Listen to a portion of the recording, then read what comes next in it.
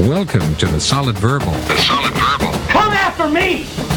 I'm a man! I'm 40! I've heard so many players say, well, I want to be happy. You want to be happy for a day? Eat a steak. It's that woo-woo! And now, Dan and Ty. Welcome back to the Solid Verbal, boys and girls. My name is Ty Hildenbrand. Joining me, as always, over there in New York City, my good friend Dan Rubenstein. Sir, how are you?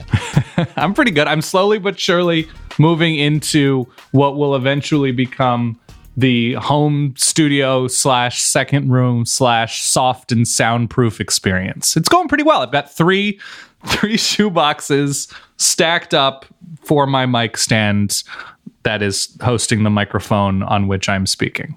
And by the way, I don't know if I've mentioned this in the show, but I recently purchased a house. Whoa! Yeah, and that means I get to rebuild my studio in a different locale, which I'm very excited about in all the nerdiest possible ways. You know me. Mm-hmm. I'm very excited about it, right? So you're building your studio now in your new place. Correct. And in a matter of weeks, I'm going to be rebuilding Solid Verbal, I guess it'd be West. Solid Verbal, Pennsylvania headquarters over here on this end of things. So exciting times ahead. It's almost like a Solid Verbal compound. Because Something you have like that. so much more room. So on top of everything that I assume is horrible about moving into and buying and dealing with all of the extracurriculars involved with buying a house. Right. I mean, it's all good stuff, ultimately. It's not Ultimately good, but I'm just saying. Anything to truly complain about. But yeah, in addition to all the other considerations, yeah, we've got to consider acoustics and lighting and things of that nature. Sure. No, I'm thinking specifically, like, there are headaches involved with buying a house. Sure. Oh, yeah. You specifically are probably spending, and I'm just guessing here, $7 to $8 million. Oh, of course. Yeah. And no, you're dealing with inspectors and you're dealing with down payments and the bank and which neighborhood. And, I guess you have to consider things like school districts eventually and, proximity to family. There's just a ton that goes into it, I assume, having never gone through that process. But something that I feel like won't be a headache. You have like a new audio pet project to look forward to. No, absolutely. Right? And you could ask Solid Wife Kate about this. She'd back me up. But while she's in there asking about flooring and colors, I'm wondering, okay, where do we set up the internet beacons in here to get optimal coverage? And which one of these rooms is going to be the eventual Solid Verbal Studios? Oh, my God. How's the backyard? Backyard's much bigger. Yeah, I can do my little Saturday Facebook things from an actual yard now, going on a little nature walk. That's incredible. More to come on that front, but... Okay, I really enjoyed the process leading up to your wedding. Yeah. Just dissecting and deep diving everything. I got stories, for this. Dog. We'll tell story. We'll have story time after this whole thing is on ice. Okay, so as it relates more to college football and the Solid Verbal, what's new? We got what's not new, Dan. We got a lot going on here. You're building a studio. I'm about to rebuild mine. Mm-hmm. We've got a new website coming. Yes. At solidverbal.com. We've had people write in and ask about that here and there. Our website isn't so much an attraction for people because a lot of folks who listen to the show, they just subscribe in a podcast app. But we decided that we wanted to work with some of our friends whom I'm sure we'll discuss in a little bit more detail once things actually start to materialize. But we wanted to build a better experience for people who are just finding out about us, or for people who, might want to go and find out about a deal, something that they heard on the show. So we are in the process of getting the new website built right now. We're excited about that. We have a new website. In addition to that, we've mentioned that in August, we're going to do a live show for the Fantasy Things draft, correct? That is correct. The live show. Yeah. Very exciting. We will be doing that in Chicago, Illinois. We are very excited.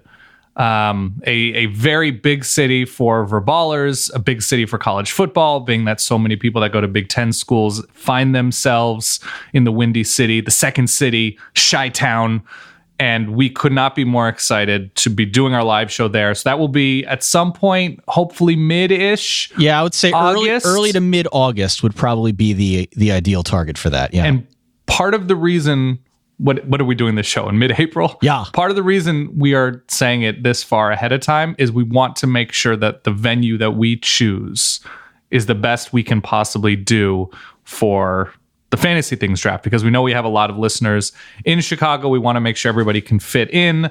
Atlanta was a super fun show, but ultimately the venue was kind of a pain. We were setting up chairs before everything started, which is not ideal, as we wanted to get ready for the show itself. And we were promised certain capacities that weren't really accurate. So we want to go above and beyond for our Chicago show. And that said, Ty, if anybody out there knows Chicago venues, live podcast venues, somebody in Atlanta too late had suggested a brewery that does live events, whatever, let us know. We know we have a lot of Chicago people there. So yeah, we do. We could not be more excited for our Chicago show. That is going to be our big end of summer shindig. And gosh, you're coming in hot here. I know you took a nap before this show. I don't even know if the publicist had a chance to kind of get out in front of the story, you know. Sure. Not that we have one, but still, Chicago it will be for the Fantasy Things in 2018. More to come on that front. And reach on out if you're interested, solidverbal@gmail.com. Also Facebook, Twitter, Instagram, all the social channels. And there may or may not be a bonus live show city. Yeah. In there at some point as well. It's something that Dan and I are in the process of discussing now. But Lord knows there's been enough interest around the country. And at some point, we want to make sure that we get to all of these cool places where we've got real hubs of Verballers. So we'll see. More to come on that front for sure.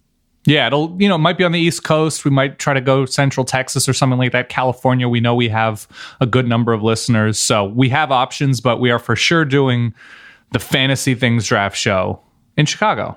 For sure. So plan on it probably a Saturday in early to mid-August. Correct. The final note, while we're talking about sites and shows, let's talk about shirts, because the Solid Verbal shirts have been immensely popular over the last couple years. We have gradually gotten both better and worse at taking those orders. And so we have a completely rethought model that we're going to be rolling out in tandem with our upcoming website, where we'll not only offer new Solid Verbal shirts, but also other show-related items as well, and maybe items that are just more school or town-related as well. Strapless bras. No. I realize that's not exactly the most specific of details, but there will be more forthcoming on that front. We've had great response to the stuff that we sold in the past, and we're excited about what's to come in the future here, in the immediate future, hopefully in the next couple months or so. New Solid Verbal shirts, new non-Solid Verbal shirts, but having to do with relevant interests in a streamlined package. There you go. Does that make sense? Absolutely. Yes. All right. Well, nailing it. Finally, the sun is out, and it seems as if it's going to be much warmer by the end of this week. A lot of folks are in this boat now where spring is right around the corner, and it's starting to feel real. And so we wanted to kind of do a show on the heels of our Spring Forward show from a week ago, something that was also spring themed. Is that right? That is correct. Can I ask you something? Anything, Dan. Did you go to dances in like 7th grade, junior high, middle school? Do you remember those dances? I didn't go to a whole lot of them. Really? Okay. Well, I'm going to open up something for you. I'm sure you've watched movies. I'm sure you've watched episode of Boy Meets World or two. Here's the general dynamic that you need to think about. There are a lot of shy 13 and 14-year-olds out there, Ty. I was one of them. That's why I didn't go to that many of these. Yeah. I get you. And a lot goes into having a good time at one of these dances. But, you're going through changes. You got a crush on a fella or a lady across the dance floor. And the people who generally end up succeeding at these dances, in dancing and having a great time and getting over their nerves, are the people that have things put together, that they dress up nicely, they're confident, they're shameless, they don't care about having some fun on the dance floor. They just look like they're having a good time, and other people want to be around. Are you describing yourself here? Time. Is this a No, I'm definitely not. But there are different types of people at these dances. You mentioned that you were a shyer kid. That's totally fine. I think everybody was, basically. We spend a lot of time on this show talking about the popular kids. Talking about the kids who just get out there, who have certain advantages. Maybe they're tall, maybe they're tan, maybe they're strong, maybe they're athletes, maybe they have great hair, maybe they're just super confident. we talk about those kids a lot, Ty. And we're not going to go fully shy or fully sitting in the corner with a cup of punch or something like that. But I think the majority of kids at these dances, these junior high dances, Ty, they have potential. Okay. They're starting to put things together and understand how that world of the dance works. Right. World of the dance. Sure. Right. Maybe they cleaned up nicely. Maybe they made a good impression in social studies the past couple weeks. Somebody they might have a crush on the other side of the dance floor. Okay. They're on the cusp, Ty. They're showing things.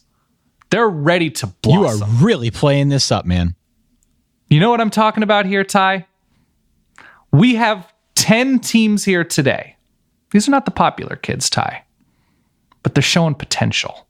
They clean up nicely at times. They're wearing nice shoes. Hey, those pants look really nice. I didn't realize Brandon looked like that when he wasn't covered in dirt. Brandon, right, sure. So we have 10 teams here today that we admittedly don't talk about a lot. And I don't think, and I think you'll agree with me, I don't know if that's necessarily right. It's never right. We hear from all sorts of fan bases. I had the pleasure of meeting with a longtime listener a couple weeks ago. Mm-hmm. And his response was that, yeah, I love the show. I wish you'd talk more Ohio State. And we can very easily meet a Michigan fan who would say, gosh, I love the show. I really wish you talked Michigan.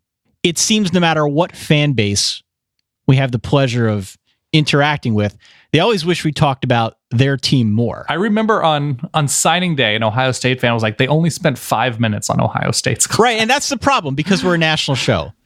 And so many of the teams here that we're going to discuss today aren't ones that we had as much a chance to discuss as perhaps we would have liked.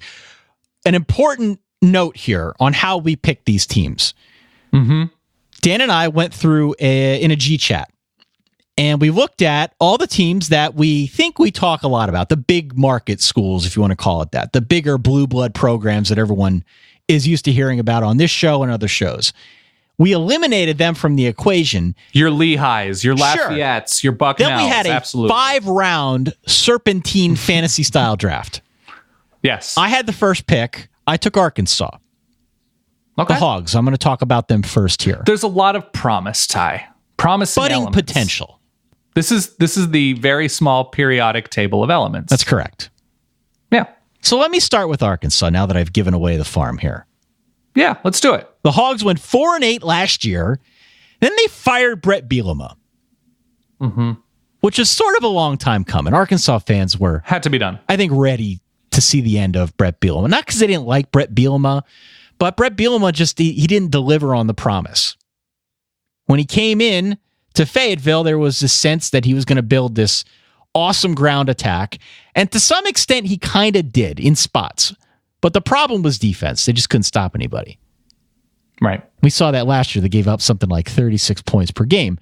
So that being the worst in the SEC, the offense maybe not being entirely up to snuff, it wasn't enough to get the job done. They went 4-8. They got rid of Bielema, and now they bring in Chad Morris. Mm-hmm. Chad Morris, formerly of SMU, formerly of Clemson fame. He comes in. What's sort of the mantra of Chad Morris as it relates to the scheme that he's going to put forward, Dan? He's going to spread things out. He's going to take shots downfield. He's going to recruit speed. He is going to sort of have misdirection. If you remember, Chad Morris installed and succeeded with the Clemson offense that eventually, not under his tutelage, but eventually won a national championship with Deshaun Watson. So he has the reputation of building offenses that can put fireworks onto the field on a national level. Can you envision an offense more different from what we saw last year from Brett Bielema? I don't think it's as different. I mean, I think his offense evolved. They threw a lot last year, but it was catch as catch can. It was not at all consistent, and at least it had somewhat of an identity. But in terms of what they're going to do or what we believe they'll do under Chad Morris, it is certainly a departure in terms of philosophy. Oh my God, yeah, I would big time. So the Hogs are coming in hot here. They already played their spring game this past weekend. Mm-hmm. The instant read from that game is that the defense played better than the offense, even though technically the offense won something like 27-25. To be expected. Whatever Byzantine scoring system they used down there, the offense won, but the defense actually came away playing a little bit better. And that is a sight for sore eyes, because for as much has been made about the Chad Morris hiring and his style and how big a departure it might be from Brett Bielema, it shouldn't be lost on anyone that the new defensive coordinator in Arkansas is John Chavis. Right. And John Chavis has been around the SEC forever. Might not have been quite the prophet that folks hoped in Texas A&M when he went there after leaving LSU. But when you got the worst defense in the conference, like Arkansas did a year ago, John Chavis works. Yeah. That works, to see that you've got somebody in there on the defensive side who's had some degree of success coming into town. I would think he would have to improve things immeasurably and right away. Is that fair? Yeah, I think so. And the most success that he has had has been with defensive lines filled with NFL talent. So that was, LSU and Tennessee, namely. And even though he had NFL talent at Texas A&M, I don't think the depth and consistency was necessarily there, but the talent most certainly was, highlighted by Myles Garrett. The big thing for me, and the big thing I think for everybody looking at this Arkansas defense is fundamentally, can they improve? They've been so bad just doing basic things, making incorrect reads, wrapping up, too many explosion plays, yards after contact, basic things that an SEC West defense, given the available talent, and I know Arkansas is never going to recruit on LSU or Texas A&M or Alabama's level, but they should be able to put together recruiting classes of high 3-star defensive players who end up looking like 4-star blue chip types every so often. So if they're able to recruit on defense and I know this is tough sometimes when you have an offensive minded head coach, if they can start shifting more and more of the talent to defense, maybe not put a guy at receiver, maybe he's a safety, maybe he's not a tight end, maybe he's an outside linebacker. That's when I think you will see John Chavis, if he's going to have success, that's when it'll come. I think that's fair. This year, I think you feel better about the secondary. You hope that Dre Greenlaw, as the anchor of the linebacking core, can work out. Curious about what the front looks like and their depth up front, but they got some pieces to build around. Offense, I'm very curious because Cole Kelly is this giant man at 6'7", like 270.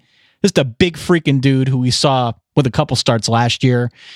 He's probably got the best physical tools of anyone on that quarterback depth chart. Ty Story's another name who could work his way in. But if you're Chad Morris, if you're building something, you've got two quarterbacks, one who certainly has the smarts to run the offense, another one who just blows away with his physical tools. And just a lot back around those guys, both along the line, all the top receiving targets. The running back position, if nothing else, after Brett Bielema is pretty stocked. So there is so much reason here, I think, to be optimistic. I feel like Arkansas is going to knock somebody off at some point. Like, they might not be consistent because they play an SEC schedule and it's hard to be consistent. But they're going to catch somebody in 2018. And I'm going to go on record. It's LSU. It's at home. It's November 10th. That's the game that they get that opens eyes. It's a good time to be going through changes in the SEC West. We've mentioned this before, but new coach at Texas A&M, new full-time coach at Ole Miss, new coach at Mississippi State, LSU's offense. It's a new old offensive coordinator, but this is right now a good time to have LSU on the schedule given the uneven nature of recent LSU. So all things considered, it hasn't been that long since the defense of 2014, right? The back half that shut out Ole Miss and LSU. It's doable. It's modern doable to mount a good defense if you're Arkansas. So I don't know how much optimism I have, but I see the elements. We must move on. Let's talk about one of your draft picks, Dan. Who do you got your eye on here? Budding potential. All right, so let's talk K-State. I think K-State is one of the more interesting teams and situations. One, because there is the element of how long's their coach going to be there that they treasure and love and has done so many excellent things for the university? The man is immortal at this point, Dan. Yes. Immortal. When I was pouring through some things, just sort of getting up to date on K-State, in the back of my mind, I was like, man, they are just the most 7.5 and 4.5 team that exists. Sure enough, their average record over the past 5 years, so since the Colin Klein Fiesta Bowl team, their average record, I believe, is 7.4 and 4.6 during the regular season. So that's 7-5, 9-3, 6-6, 8-4, 7-5. And they beat UCLA in their bowl game last year without Josh Rosen. So here's the thing about K-State. New coordinators, same head coach. They played like 15 quarterbacks last year. Jesse Ertz is gone. But if you remember, Skylar Thompson had a really, really nice game against Oklahoma State, threw for a bajillion yards in a very un-Kansas State way. And Alex Delton was really good. And I think Skylar Thompson's the better passer. Alex Delton's the better runner. No Byron Pringle this year, so that's a bummer. But they still have talent in the receiving core and talent on offense. Lot of changes on defense. And, you know, it sort of is going to look more of the same because you're still talking about a Bill Snyder team. But it's more JC. It's more transfer stuff for Kansas State. But I'm intrigued with their evolution, opening it up more last year, even with backup quarterbacks, developing receivers, as you know, even going back to Tyler Lockett recently. And if Kansas State is converting those 3rd and 2s where the quarterback sort of hesitates, everybody's Colin Klein, even if they're not Colin Klein. They're basically unbeatable in the Big 12. They really are. It's like that, those 14.5-minute drives. Kansas State is perhaps at this point, and I want to be careful when I say this, but one of the best defined teams in college football, one of the most ironclad identities in college football. Yeah. And they feel like they have that definitive ceiling, but that ceiling includes, they'll beat anybody. They just will. They'll lose to somebody dumb, but they'll beat anybody, which is like, I respect that in a very real way. So Kansas State, different, but sort of the same. And schedule's pretty good this year, but we'll preview them later in the fall and stuff in late summer. But it's sort of nice to have Kansas State in your life, is what I'm trying to say. I liken the new version of Kansas State to like the new version of a golf club. All right. And I know you're not a huge golfer, but hear me out here. Right. Every year, the major golf club companies put out a new model. Mm-hmm. And they always champion some new bell or whistle that they put on it. It's Certainly. Ultimately the same club. Yeah. Over the span of 10 years, I'm sure it's a drastically different club. But from year to year, it's basically the same thing with different packaging, different labeling. That's kind of how I feel about K-State. Every year, it's sort of the same team. You have a few odds and ends here that might be a little bit different, that we need to pay attention to as we try to dissect what this team's going to be 2018, 2019, 2020, so on and so forth.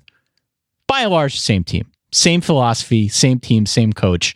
And that is part of the reason why I'm with you. I find him so damn admirable. I wish they would, and I know there's talent in the backfield, I wish they would do better at developing bigger time running backs, because that feels like they'd be even way, way better. Because defensively, I don't have a ton of questions, even though there's new guys there, just because of year over year, they seem to develop nicely. They need to rush the passer. They need to figure out some replacements up front, but no, there is something very comforting about Kansas State. And I honestly, it was so fun to watch them not just win games 20-19 last year. I think it was 45-40 over Oklahoma State when I think it was Skylar Thompson threw for, it was like 17 yards per. It was ridiculous. It was so fun to watch. So I appreciate that evolution, even when philosophically things are pretty similar. I agree. Budding potential, Daniel. Budding potential.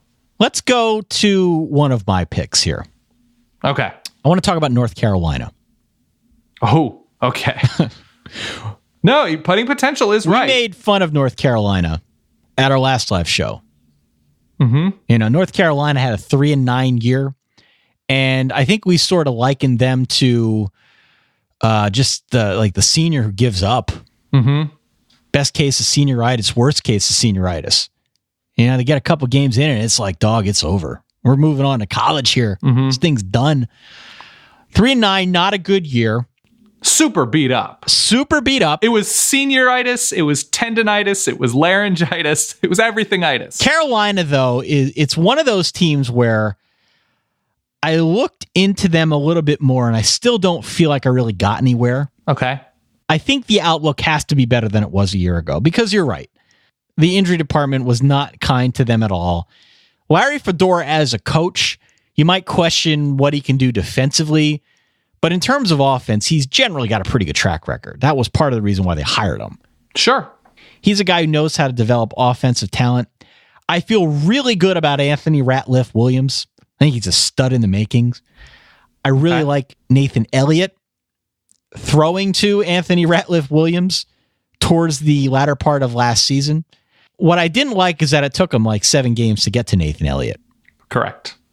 Something crazy like that. And from everything that I could see in the early part of the spring here, the book is not closed on Nathan Elliott being the starter. There's still a chance that they could go to Chaz Surratt. I remember Chaz. For as much as I'd love to have a Chaz that we can talk about week in and week out, I think for the immediate future that Nathan Elliott's probably the guy they should go to. North Carolina very much felt last year like a team, if you were looking at somebody else in the ACC, their resume, they're like, and they beat North Carolina, and you just hoped that whoever was listening didn't fully listen or know the context of what beating North Carolina in 2017 meant. It was like getting a 93 on a test that was out of 150. That's what beating North Carolina was. That seems fair to me. You mentioned the injuries, and as our friend Bill Connolly has said time and time again, having injuries is bad. However, when you have the injuries, it gives you a chance to build some depth because you play a lot of the younger guys. This could be the year where North Carolina sees some fruit from that. A lot of their younger guys did get experience because everyone was so banged up. So, along the lines, at the skill positions, the offense has weapons. Larry Fedora knows how to use those weapons. We'll see if they're able to elevate that side of things in 2018. And oh, by the way, don't want to get too far out over my skis here, but a very workable schedule. Sure. Very workable schedule. Listen to this schedule. I'll read through it very quickly. At Cal, at ECU, UCF could be a tough game. Sure, definitely. Pitt at home, Miami on the road. Virginia Tech at home, Syracuse and Virginia on the road, back-to-back weeks. Then you've got Georgia Tech at Duke, Western Carolina, NC State. Here's my final question about North Carolina. Do you think there's an element that North Carolina peaked a couple years ago? Absolutely. In the Larry Fedora. So I guess what was it, 2015 where they went to the ACC championship game? Is there an element where obviously they had a ton of success with Seth Littrell as offensive coordinator, and he's moved on quite successfully to North Texas. They had the Gus Malzahn at defensive coordinator experiment that looked promising in year one and then sort of fell apart. That there is just an element of Larry Fedora looking elsewhere, perhaps a little bit too much to maintain that level. That perhaps, I wouldn't say he's checked out. That would be totally unfair. But it might seem that his heart isn't fully with North Carolina. And that's reflective. Yeah, the thought crossed my mind in watching 3-9 North Carolina last year that Larry Fedora missed his chance to truly cash out while his stock was high. Right. Was he truly in on the rebuilding effort? They won what, like 10 straight in 2015 before the ACC had a good year. Game? 11 a good straight? year. Yeah. I remember talking like, can Carolina beat Clemson? They were a wonky onside kick away.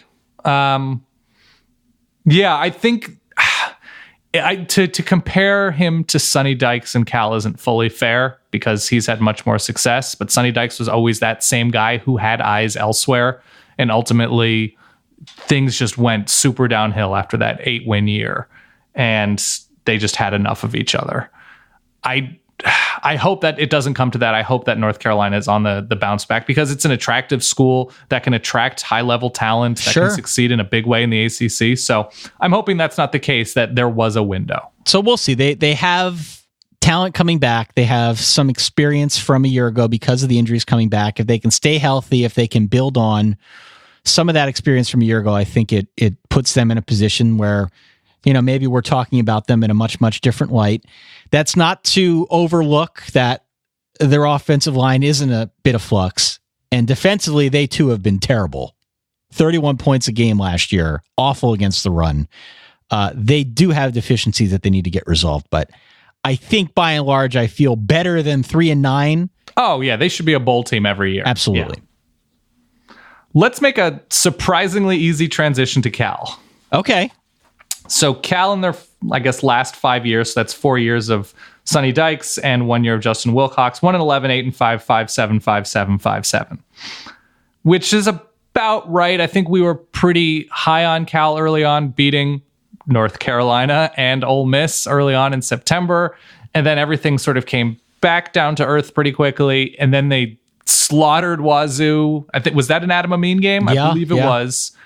They beat Washington State, generating like 7 turnovers. Ross Bowers, starting quarterback, flips into the goal line for a touchdown, flips over the goal line. And Cal is a team where they have recruiting advantages of being in California, Northern California. There's a lot of talent that academically they can attract high achievers that are also football players. They have redone their facilities recently. I know that a couple of years ago, they attracted the number 1 receiver in the country, Demetrius Robertson, who was very good as a freshman, but got hurt early on last year. So that's a promising name coming back this year for his, I think, junior year, unless he was given a medical red shirt last year. They have a potentially promising transfer in Brandon McElwain, who comes over from South Carolina, former blue chip quarterback, dual threat guy, who I think was also a really good baseball player. So in terms of positive things, offense, potential with Demetrius Robertson and possible quarterback change, who knows? Defense, a lot of work. They kept mostly, for the most part, kept a really solid staff in place. Bo Baldwin was flirting with the Oregon State job. He didn't get it. So he's back and he'll be calling plays. And I think that's a big positive that they're able to retain Baldwin. The Pac-12 North is tough. Yeah. It's not a super easy conference to get better in, but with more quarterback experience, better offensive skill talent, I think they should be competing for a bowl year in and year out, if not beyond that. I like their defensive coaching staff. They are actually pretty strong in the back end on defense. They have a lot of work in terms of new guys up front. But when they generated turnovers, which is like every team in the country, they succeeded. They showed their potential against Wazoo last year and Ole Miss, North Carolina, whatever.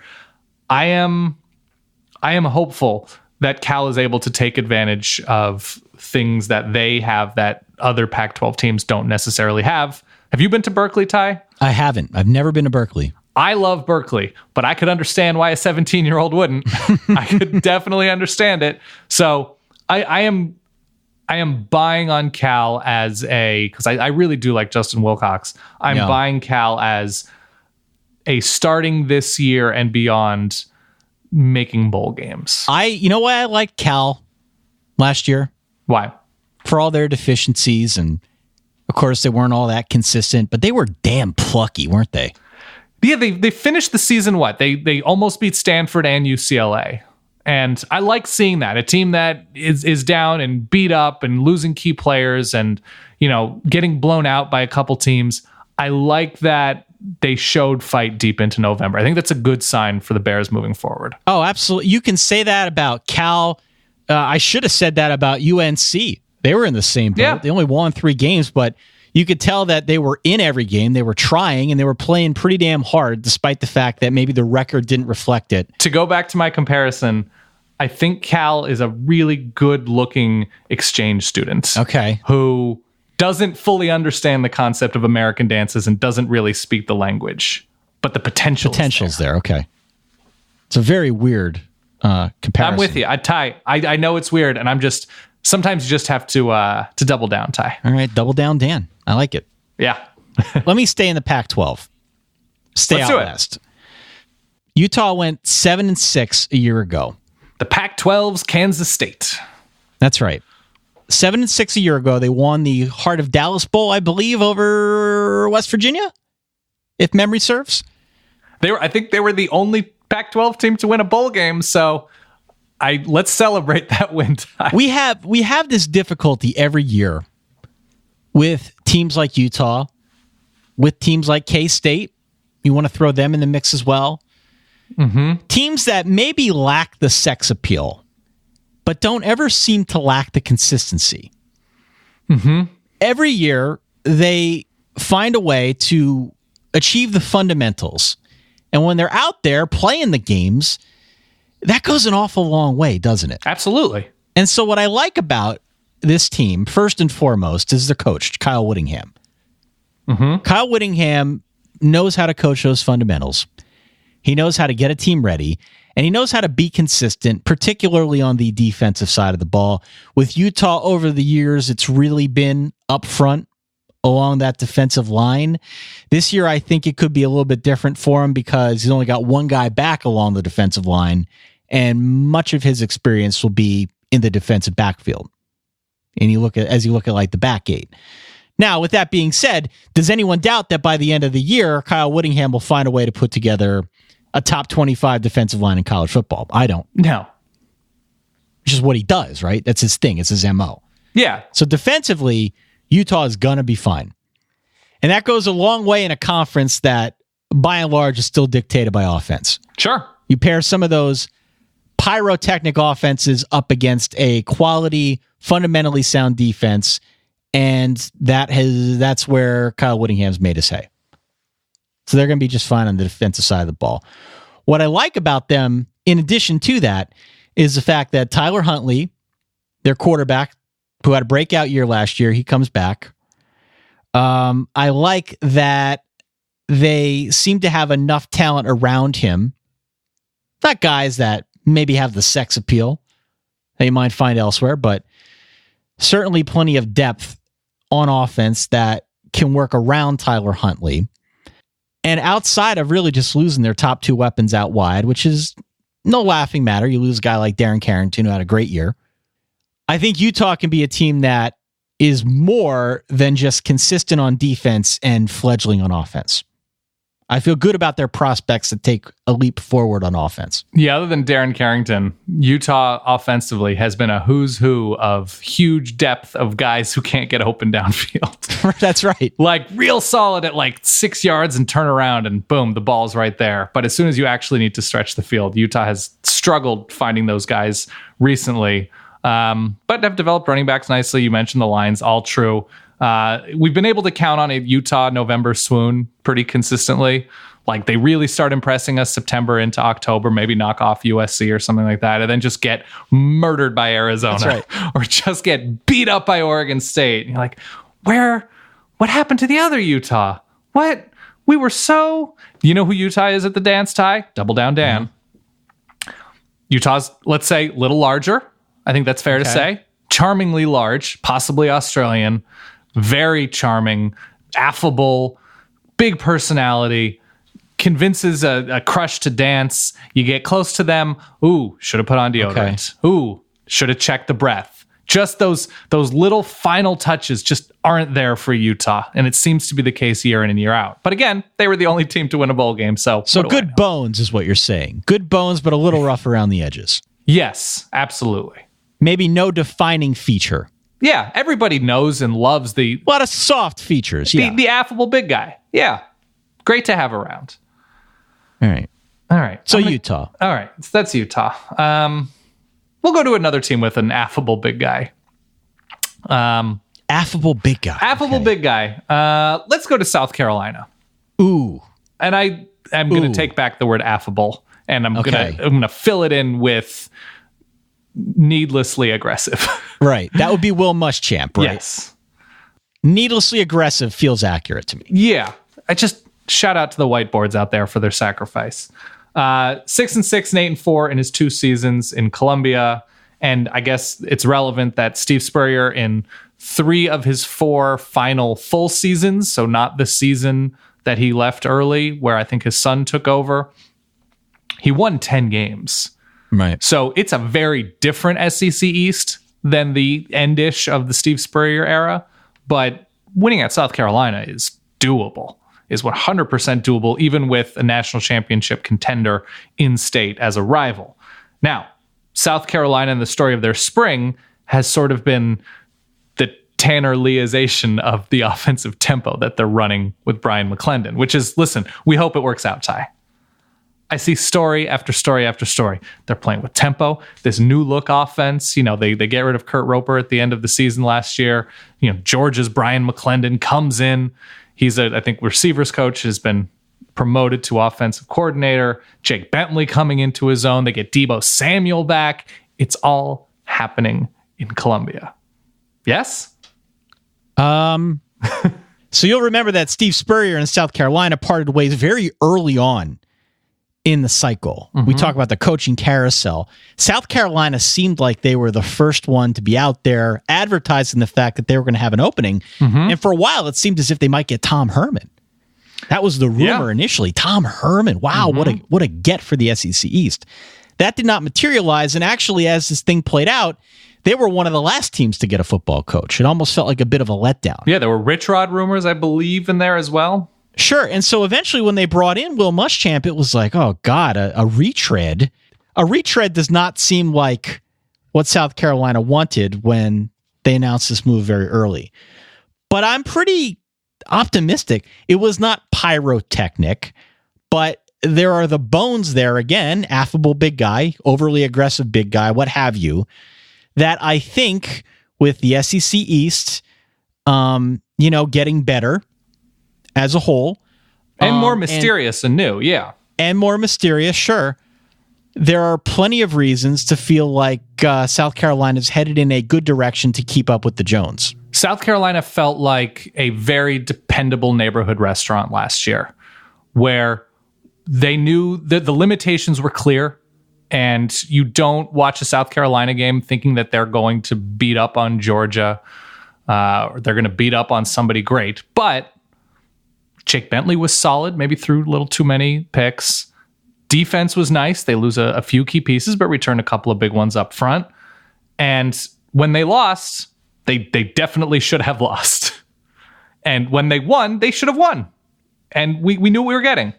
So what we're describing here is the old Applebee's commercial. Coach, can you follow me over here for a second? I wouldn't wish that on South Carolina. And Will Muschamp hangs up the picture. You know what I mean? I want to say an actual dependably good and consistent neighborhood restaurant. Come on, eating good in the neighborhood, Dan. That has specific limitations, and maybe this new offense is like a dope happy hour that they're starting. I don't know. But boneless wings. I am hoping for good things with a returning quarterback in the SEC. Because and listen, Will Muschamp, if we zoom out a little bit, Florida fans are generally going to be, upset about everything. They won 2 national championships 10, 12 years ago, and the expectations are through the roof, and to a certain extent, rightfully so. Will Muschamp was in demand.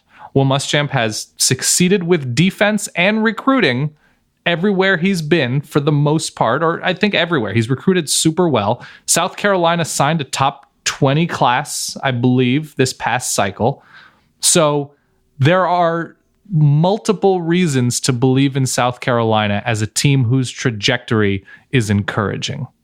With a returning quarterback, with a new system on offense, which, by the way, the faster you play, the more depth you need to have on defense for when things go wrong. So I don't have their depth chart in front of me, but that's something to consider. But all things, being equal, I am hopeful and encouraged by South Carolina. And Deebo's back. Deebo's so good. Deebo's back. The final point I'll bring up about Will Muschamp, and then we're going to move on to Northwestern. Mm-hmm. It does seem like Will Muschamp learned from his previous stop. Oh my God, Ty, if I can draft that right now, Will Muschamp has learned from his past mistakes.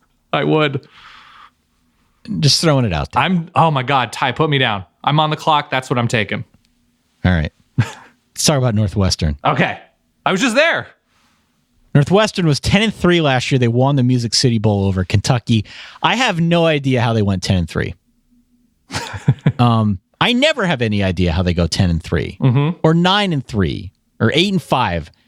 Northwestern to me is and forever will be a blind spot. Maybe when we get out to Chicago and do the live show, we can talk about this in a little bit more detail. Unbelievable new practice facility right on the lake. This is a team to me that I never get. if I'm always in on Texas, I always feel like I'm out on Northwestern. Yeah, that's right. And as I go through and look at what the future holds for this team, I got to be honest, I feel the same. Clayton Thorson blew out his ACL at the end of last year. He's still rehabbing it. Not going to see much of him this spring. Mm-hmm. Jeremy Jackson's gone. Nate Hall also hurt and recuperating this spring. The schedule looks impossibly difficult to me. It looks 7-5 at best.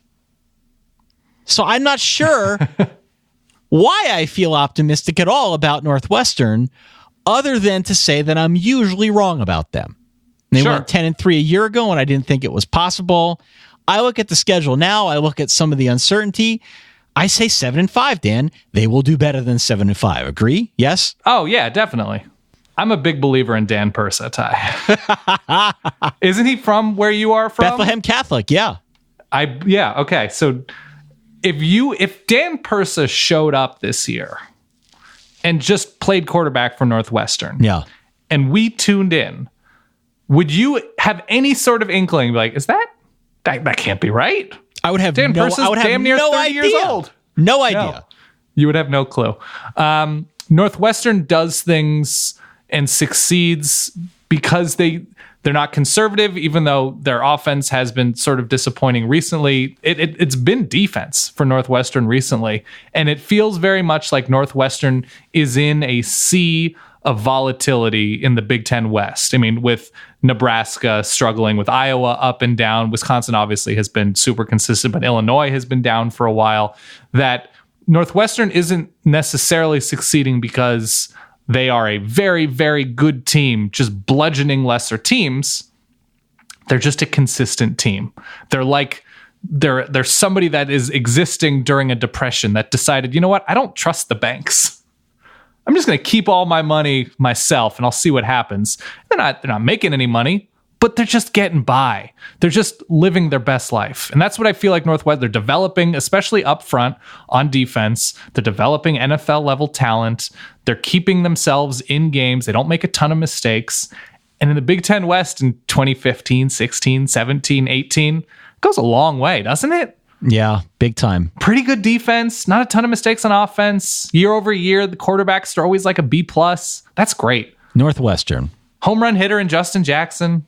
He's gone this year, though. I know, he's gone. But like it feels like they don't have to count on any one thing in the way that schools that have high ceilings sometimes do. The one thing is that they have the consistency of a coach, and they have the consistency of playing in a division that they can come in second in every year.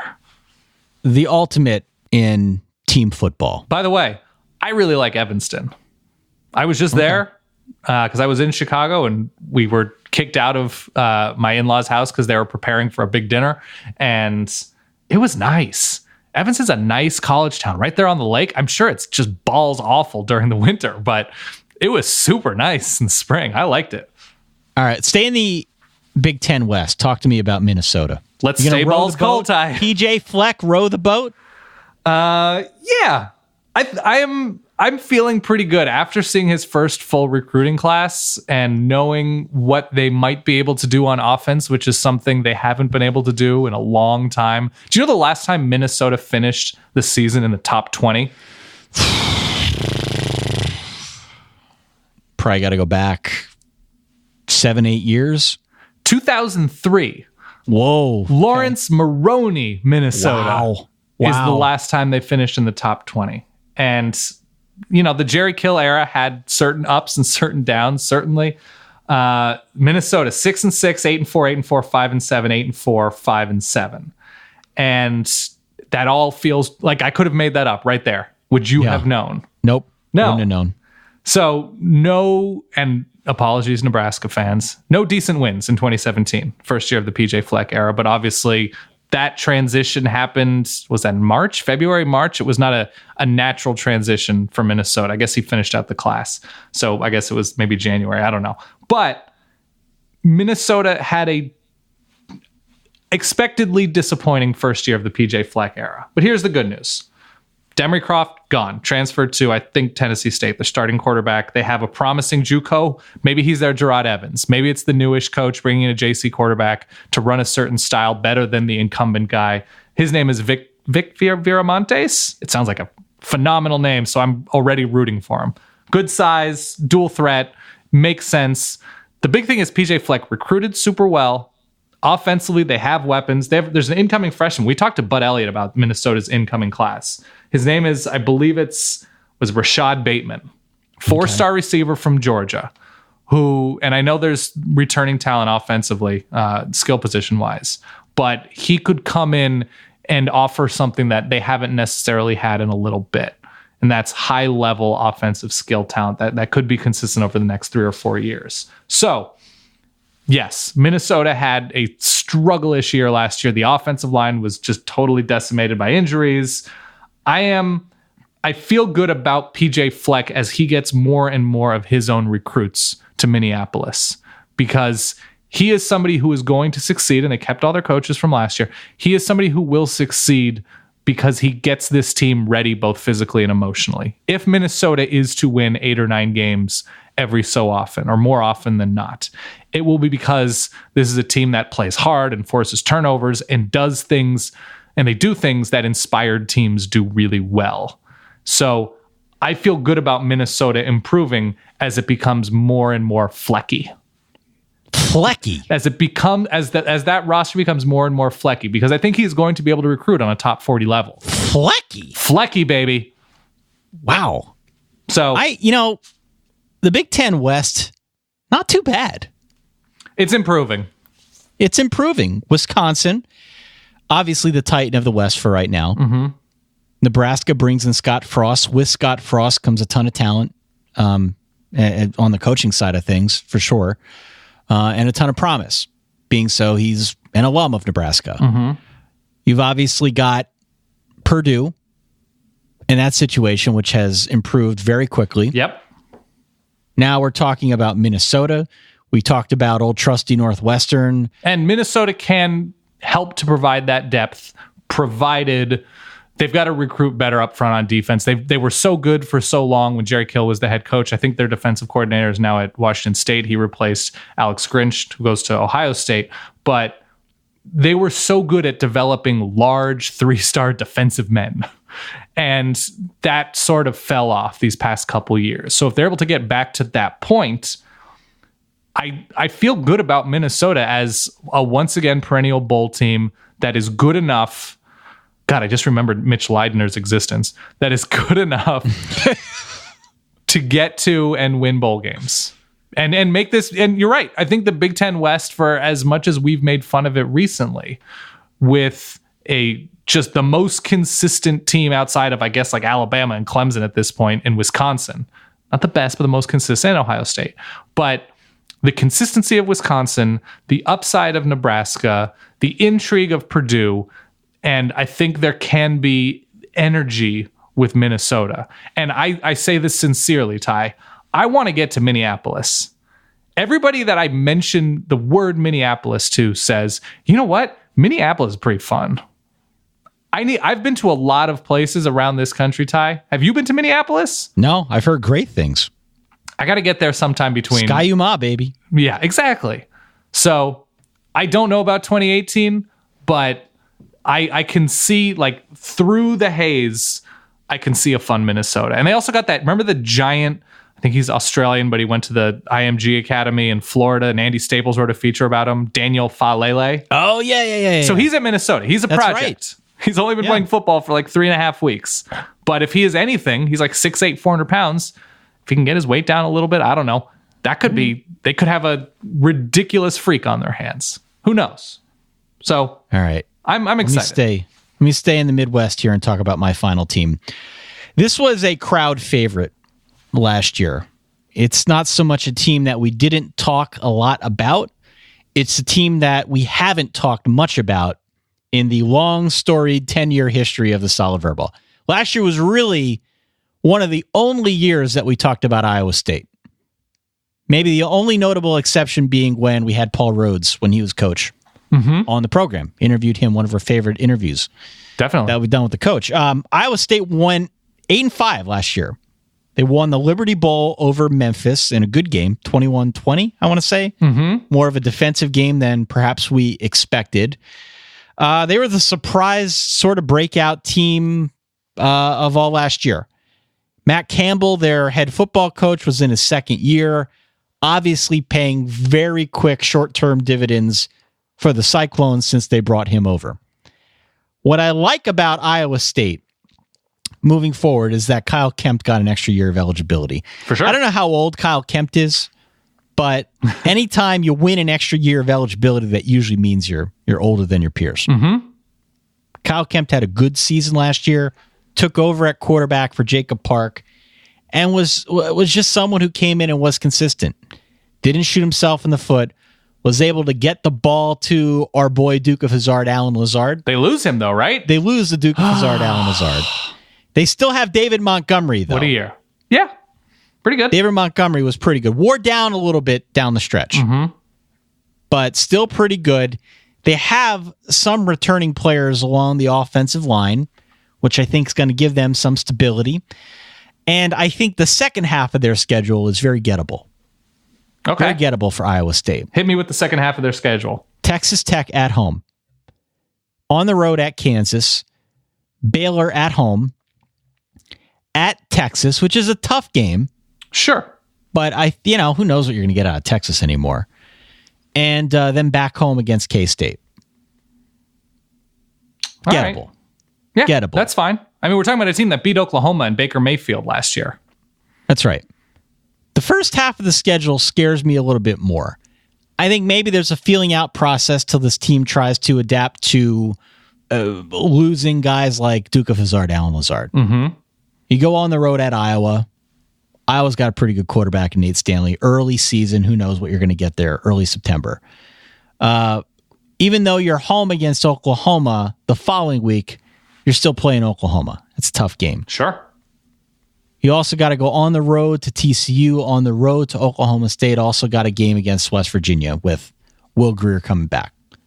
So I think that's demonstrably tougher than the back part of that schedule. But it's gettable. Yeah. It's gettable. Second half of that schedule is gettable. I'm concerned that they lose Allen Lazard. It feels like the meat of that wide receiving core is gone. New guys are going to have to step up. They probably will. Just don't know who yet. And they need to get some sort of answer at linebacker because the Big 12 is, by and large, an offensive conference, and they're going to lose Joel Lanning. They're going to lose other pieces around Joel Lanning. I'm curious to see how that position group shakes out. And even though I mentioned earlier that they've got some guys coming back along the offensive line, they lose their two best guys in Jake Campos and Robbie Garcia. So it's just a lot of unknowns for me to start the season for Iowa State. I feel much better about the second half of that schedule. They'll probably be fine the full year through because they've got Kyle Kempt running the offense, and that's going to go a long way. But still feeling optimistic about Iowa State. Maybe not as optimistic as I was towards the latter half of the year last year when we're talking about realistically a team that could somehow win the Big 12, which is weird for all of us, but Iowa State definitely played the part. If you told me that Iowa State went 8-4 again, I would say that's a raving success and still a big step forward for Matt Campbell. I think Iowa State finished. I actually don't even know if I have access to the Danalytics. That may be associated with my own old work account, that Google Doc. But I remember deep into the season, Iowa State was leading the Big 12 in points allowed, or like points per drive allowed. It was a defense. defensive showing. Yeah. Very much led by their defense last year. And one of my favorite things, as somebody who watched a lot of Iowa State last year, but not closely because other games were happening at the same time. But one of my favorite things, and people have written about it these past couple of weeks, is Iowa State basically at some point early on in the season against obviously Big 12 competition, they just said, screw it, we're running like a base dime, but not just a base dime, like a 3-2-6. And they played, I want to say, because what's his name? Jacob Park was suspended for the Texas game. Or no, he wasn't suspended. He played in that game, but he wasn't particularly good. It was after that game, I think he got suspended. And they completely shut down what turned out to be an only okay or pretty good Texas offense. But they did it running this crazy dime package where they were just sending 6 DBs everywhere. And apparently after that happened, Todd Orlando, defensive coordinator of Texas, like went back and watched the tape and was like, what the hell was that? And then Texas and like other Big 12 teams started running this crazy 3-2-6 that got more speed on the field. And if you had defensive tackles like Texas did, like Poona Ford, who could hold up and hold the line a little bit, you have all this speed running around. You have to have specific talent to it. But that was Iowa State. That was Iowa State's defense. I think their defensive coordinator is Joe Haycock. However you pronounce that last name. Iowa State was super fun and creative, and that's why they turned so many teams over so many times. And to what you just finished your analysis with, if they even make a bowl game this year, for the second consecutive year, if they make a bowl game, what's your favorite restaurant in the greater Allentown, Bethlehem, whatever area? Probably either White Orchid's, a Thai restaurant, or interesting. You get some of that Tom Kha soup. Mexican place called Cactus Blue. That's your number one. I've been there. Yeah. Would you be willing to wager a full meal, not just an entree, but appetizer, entree, dessert, whatever, a side dish for the table? Would you wager that on Matt Campbell returning to Ames if they go to another bowl game this year? No. God, no. Yeah. Which sucks. No. I wouldn't bet anything on that. Yeah. I don't know where he'd end up. Obviously, he is in the Midwest and there are a number of huge programs there, but man, what a story. Matt Campbell he's a process guy too. He must love the Sixers. Yeah. He just loves the process. And he has done a remarkable job for I would not bet anything on that, Dan. Okay, just making sure. No, I would not bet anything on that. Okay, let's finish up with, you mentioned a lot of Kyle Kempt and his breakthrough year. I'm going to mention the Wolford Wagon, who is not back, unfortunately. But not Wake back. Forest. Wake Forest in the ACC in 2017. This is what they did. They go, 7-5, and then they win the bowl game over Texas A&M in the crazy shootout.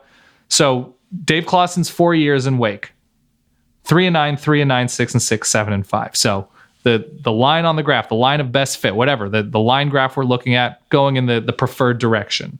Last year, they beat Louisville, they beat NC State, they beat A&M. They're a pass away from beating Florida State. They mount a somewhat impressive comeback against Notre Dame. I know that game was sort of over, but they still scored points against a good Notre Dame defense. Couldn't really run, but the Wolford Wagon was... to this day, I feel like we do not talk about the Wolford Wagon enough, John Wolford, and his evolution for Wake last year. And I don't know how good Kendall Hinton is going to be. I think his spring game was a little disappointing, but they have the receivers.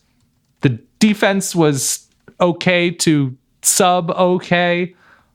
But the ACC is in an interesting place right now that I am confident that Wake, if nothing else, can be a little bit Northwestern-y, where they don't screw up too much. They have an efficient quarterback if Kendall Hinton works out, that they can just survive games and weather a schedule to the point. And I don't have their schedule in front of me this year, but I am confident that Wake is a perennial bowl team under Dave Clawson for as long as he's there. Interesting. Because I think they're well coached. I think he's going to keep people in Winston-Salem. The quarterback development has been there, and you should be able to recruit to Wake. Not on a high level, but you should be able, given the location. This is not a desert of talent in North and just both of the Carolinas. There should be enough at Wake. And I know Florida State's obviously going to improve from where they were last year, but there are enough teams with sizable enough questions that if Dave Clawson is able to get even above average quarterback play from whoever's under center, that they should be pretty good. The Wolford Wagon was a sight to behold a year ago, and it's exciting to see a program like Wake that has had trouble. Punching bag. Total punching bag. Over the last decade, it's exciting to see them go out there and compete. And when I say compete, I mean it. Truly go out there and compete. Yeah, basically. The Notre Dame game wasn't great, but they still acquitted themselves nicely. They acquitted themselves nicely. So there you go. are 10 teams here that we discussed today. And nobody leaked their plays, Ty. And nobody leaked their plays. As far as we know. Amazing how that helps. Arkansas, North Carolina, Utah, Northwestern, and Iowa State for me. And K-State, Cal, Minnesota, South Carolina, and Wake Forest for you. Yes. 10 teams. Budding potential. I am a big believer, Ty, to bring this bow back around. That little grease in their hair, button up the shirt, put on some new shoes, and just say, screw it. I'm going to talk to my crush across the dance floor. Good things will happen. Good things. Good juju right here. Oh, can I ask you one final question? And I promise we won't spend a lot of time on this. Please. It's the off season. We can do whatever we want. What do you got? What do you got for me? Do you have Amazon Prime Video? Yes. Have you watched any of Michigan?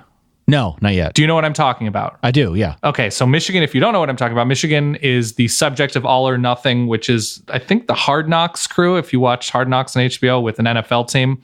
Last year it was with the Rams. They followed them the entire season. This year it's Michigan football. When I say this year, I mean the 2017 season is airing now. It's on Amazon Prime Video. It's like a behind the scenes. Okay. Is it any good? It's really good.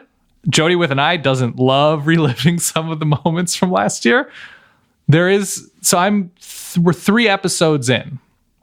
It's a lot of Harbaugh, understandably. Right. There is something super illuminating that I just don't think I considered. Jim Harbaugh is definitely more human than he portrays himself. But there is something that is very awkward, and it's not his fault, about him trying to get to know and be a human around his players. Okay. Because he has 85 players plus however many walk-ons, and he goes to when Tariq Black hurts his foot, he goes to the hospital, and he's an awkward, because he just can't know everybody. Right. But you have this responsibility. So he's just like this very awkward dad around, like he goes into like a walk-on's dorm, and like the walk-on's like, yeah, I'm Keith. Like it's just like he's never met the coach, obviously. But it's a really good look. And Rashawn Gary is great. And his mom might be the MVP of the early episodes. Rashawn Gary's mom is great. She, at one point, like before maybe the Cincinnati, the Air Force game, she tells Rashawn Gary, star defensive lineman for the Wolverines, bring me that quarterback ass. She's wonderful.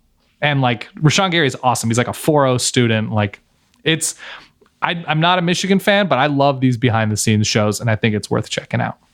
All right. Well, good to know. Yeah. Personal recommendation. Yes. I like it. So far, so good. And you get to, if you don't like Michigan, you get to watch Michigan lose a bunch. So get to watch them lose. Yeah. All right. Well, fun show. Got to talk about some teams we don't always talk about.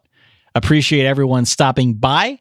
As we said at the top of the show, a lot of exciting stuff to come here over the next days and weeks. So keep it tuned into the show. You can also find us out on Twitter, Facebook, and Instagram if you'd like more updates about what's going on. My final note is that I'd like to congratulate the winner of our pick'em pool, Anthony. Oh, who was it? A gentleman by the name of Anthony. I could have sworn you told me Villanova won it all. I was incorrect. Wow. Yeah. And you were trusted to buy a house with that math? Yeah. Not good, right? All right. Well, congratulations to Mama H, which I'm sure it was a good showing. Mama H won a different basketball pool that she was in. Good. Or came in second, I should say. Glad to hear it. But Anthony won ours. We're going to send him a shirt. Good on you, sir, for winning. Longtime listener of the program. We appreciate your participation and support over the years. Mm-hmm. This is true. And that's all I got, Dan. I think that's all I have. I'm going to Atlanta in a couple weeks. Maybe Nashville after that. All right. Let me tell you, when you have extra time, Ty, you say yes to travel. I will leave it at that. For that guy over there, my good friend Dan Rubenstein, for myself, Ty Hildebrandt, we'll catch you all in a week. Enjoy your week, enjoy your weekend, and in the meantime, stay solid. Peace.